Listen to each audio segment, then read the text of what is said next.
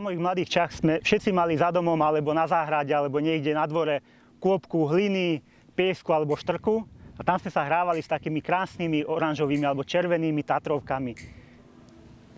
Detský sen to bol pre každého.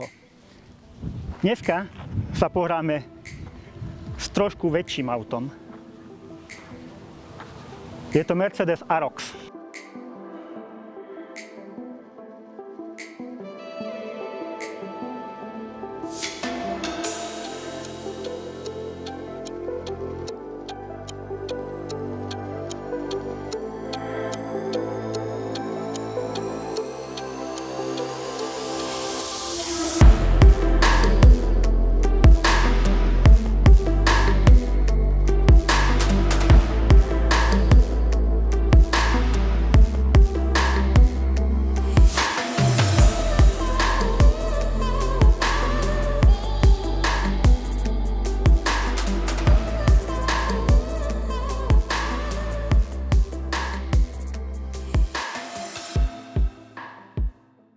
Všetky nákladné autá musia mať zábranu voči podbehnutiu. A samozrejme, keď vodič potrebuje vysypať náklad trošku bližšie alebo potrebuje nacúvať na niečo, tak tá zábrana takto pekne zdvihne, zasunie a vlastne toto je jediná robota, ktorú ten vodič má ťažkú. Samozrejme, to treba zasunúť poriadne. Ľahké to teda není.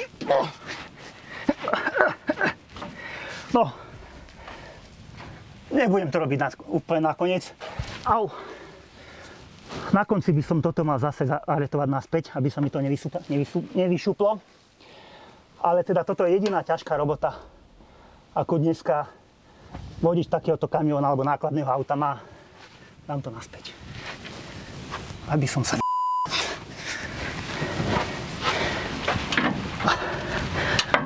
Ty smútok.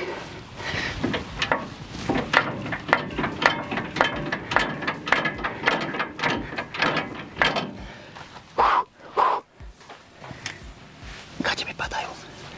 Dúfam, že to už točí. Teraz to príde. Teraz je to také, že tu je taká poistka, ktorá sa vťahuje dnu.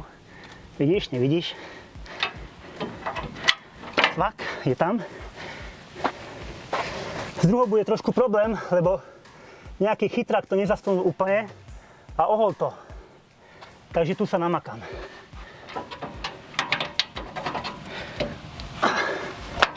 Ale dnu to išlo ľahšie ako von.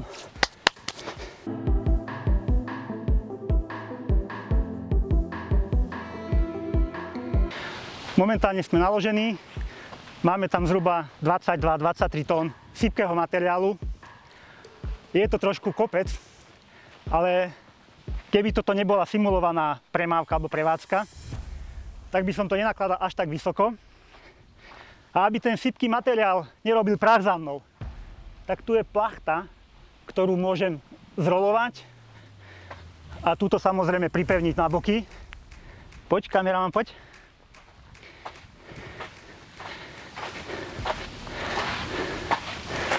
A tuto je na to ten zázračný nástroj. Ten v podstate vyberie ma s ním ľahko, nemusím sa trepať hore.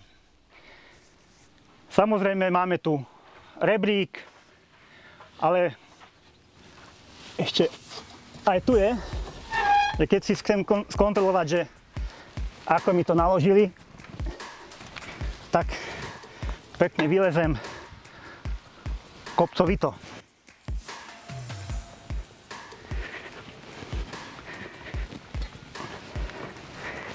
Nesmiete mať taký bachor, lebo nezostúpite.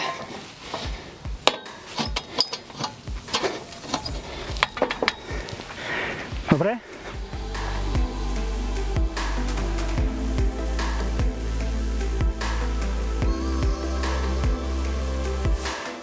Na test máme verziu 41/45. Prvé dvojčíslo poukazuje na hmotnosť.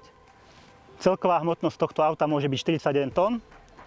Druhé dvojčíslo ukazuje, alebo hovorí o výkone motora 450 koní.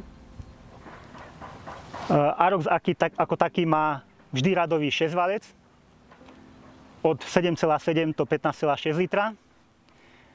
K dispozícii je samozrejme s automatickou prevodovkou ako toto tu, alebo s manuálom. Priznám sa, s manuálom by som ho nechcel. Ten automat je totiž geniálny.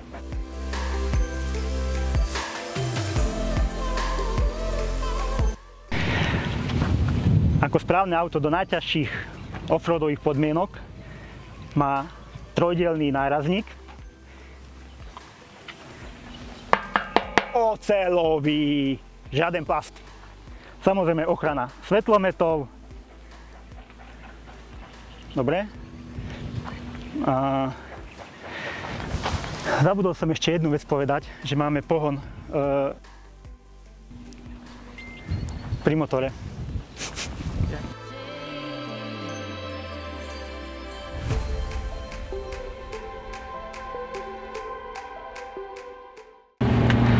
Takže ako som spomínal, máme verziu 8x6 s tým, že vlastne uzávierky sa zapínajú takýmto jednoduchým otočným ovládačom. Otočíme.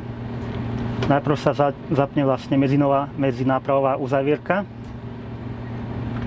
Otočíme ešte jednu. Tak sa zapnú nápravové uzávierky na zadných nápravách. A keď to otočíme ďalej, tak sa zapne aj predná uzávierka. Zaujímavou funkciou je funkcia crawling alebo plazenia sa,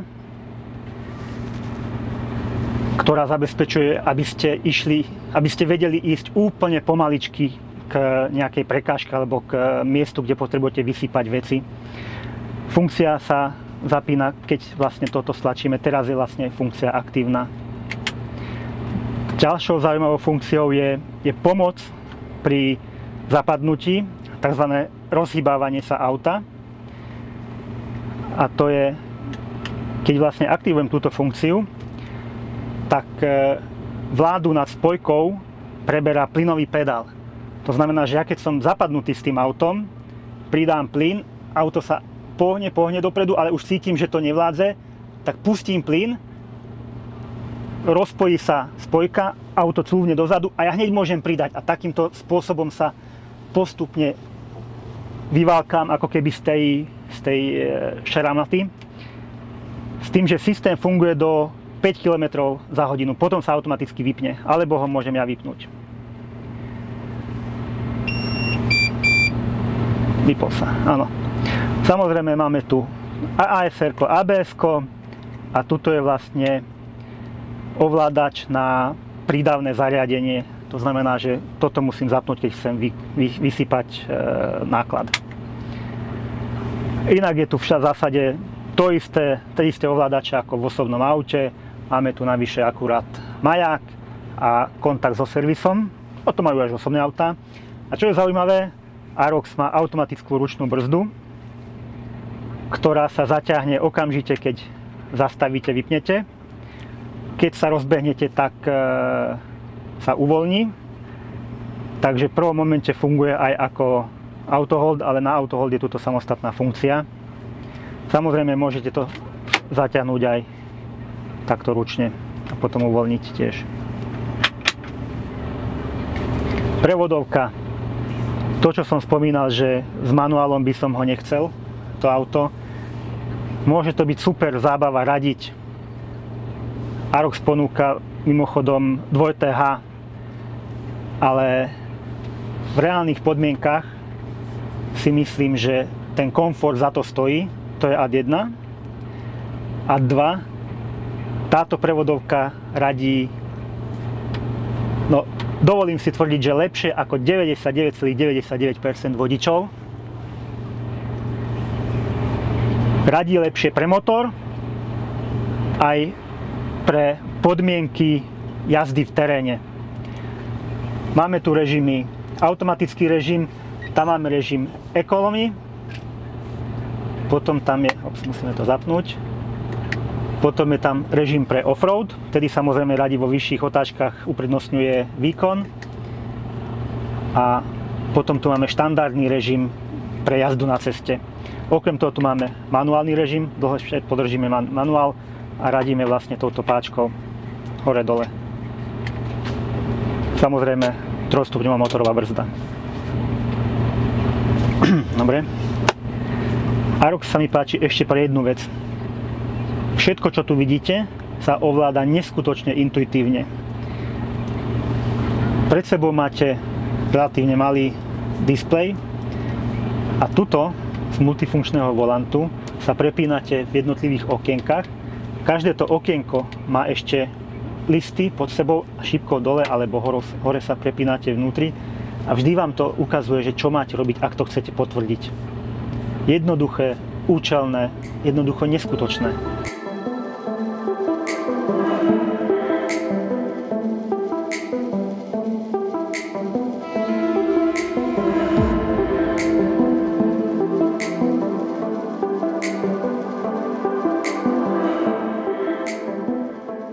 Sedíme v relatívne dobro vybavenom aute. Toto auto má napríklad prediktívny tempomat. A to znamená, že si upravuje rýchlosť podľa topografie cesty, podľa údajov navigácie. A keby mal radar, tak aj podľa radara, ale tento nemá. Môžem si ja nastaviť veľmi jednoducho cez menu, okoľko môže ísť rýchlejšie v klesaní, než je dovolená rýchlosť, respektíve než ju mám ja nastavenú. Okoľko to má pustiť viac v tom píku toho údolia. Okoľko môže spomaliť, keď pôjdem hore do kopca. Okrem toho si môžem nastaviť, ako rýchlo má ísť v zákrutách.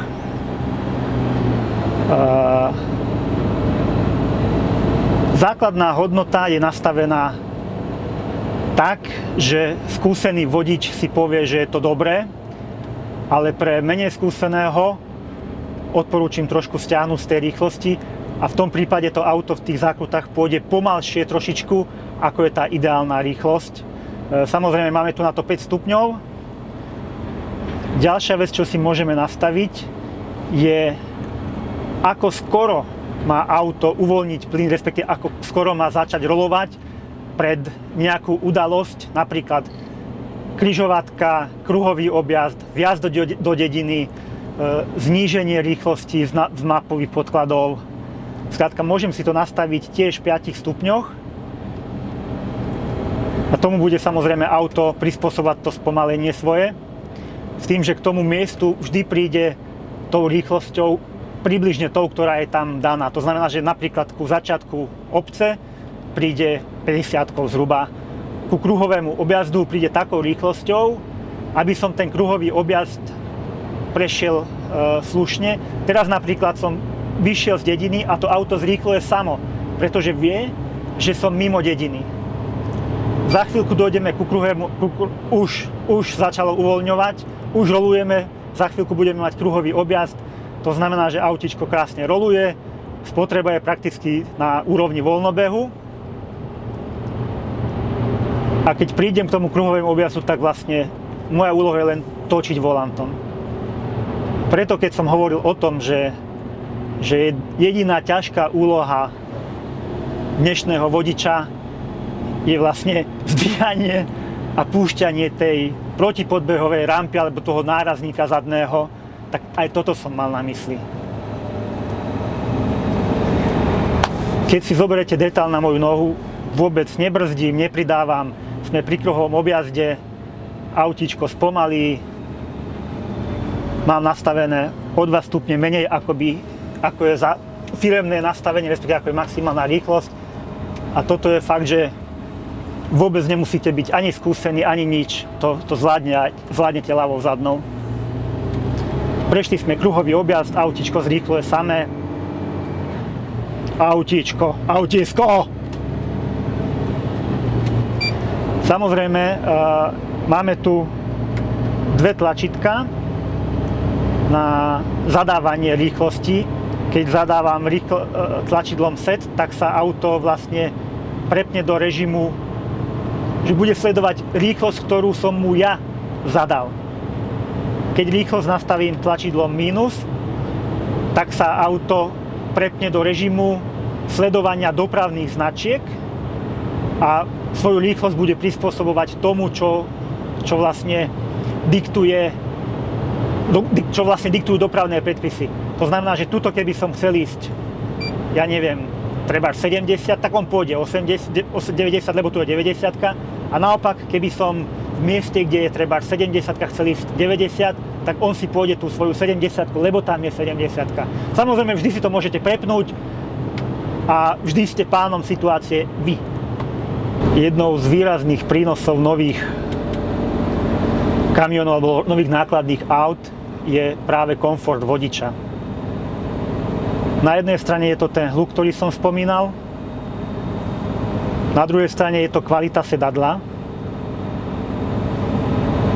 Môžem si nastaviť, napríklad toto si môžem nastaviť, bedrovú opierku, vysunúť, posunúť hore, bočník sa môžem prifúknúť, samozrejme môžem to zdvíhať, môžem si naklápať sedák, operadlo môžem, jasné, že tu mám dvojlakťových opierok, nastaviteľných samozrejme. Odpruženie veľmi veľa sa zdokonalilo, ale to, čo je kľúčové, tak riadenie. Pamätám si staré auto, na ktorom som robil vodičák na naklaďaky a tam, keď som chcel ísť rovno, tak som takto točil volantom a auto išlo rovno. No tuto, keby som to robil, tak sa hadím. To znamená, že presnosť riadenia je nepomerne lepšia, ako bola kedysi a zároveň aj tá filtrácia prenosu nerovnosti do riadenia. Proste toto auto, všeobecne nákladné autá dneska, to už nie je robota, otročia robota.